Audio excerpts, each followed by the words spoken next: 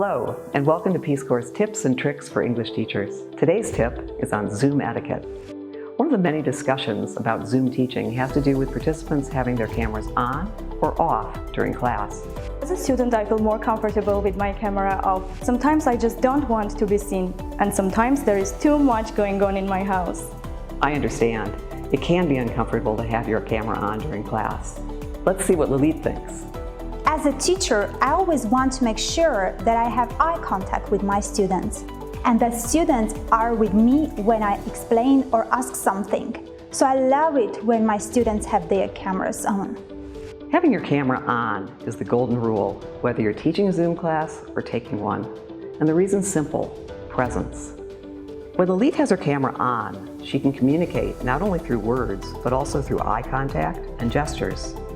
These signals create a supportive learning environment, and they help Louisa know if she's on the right track.